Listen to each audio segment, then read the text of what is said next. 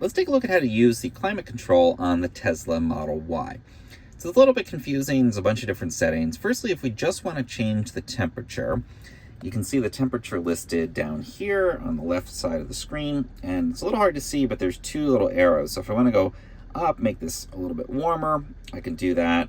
If I want to make it colder, I can press the arrow on that side. So if you're just making basic adjustments, you can do that. You can also do the defrosters from that area as well. But if you want to do more, as you just saw there, if I press the numbers, that's going to bring up the full menu.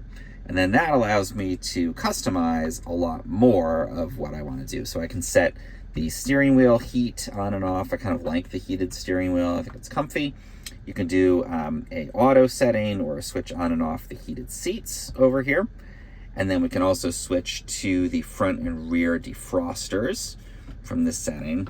We can control the fan. So again, we can leave this on automatic, or we can dial in whatever settings we want. So I'm going to go ahead and put it back to medium here. And then we can decide whether we want to recirculate the air or not. So you can let air in from the outside. And then this is the mode for where you want to be aggressively cleaning the air inside the car. So if I switch that on, it's going to move air through there and actually kind of like actively filter it. I think that mode is kind of cool if you're driving and suddenly like there's a lot of smoke.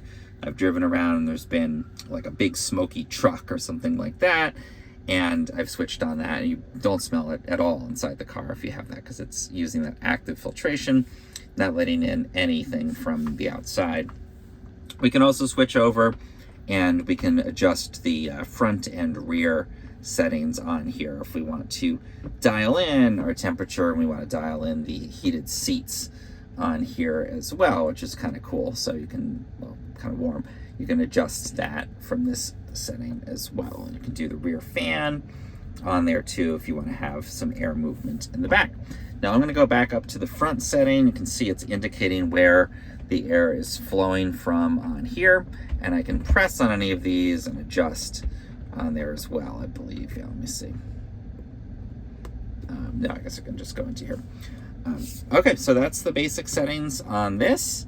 And, passenger seat warmer over on the side as well. I think for most settings, you probably are just going to be able to keep it on auto.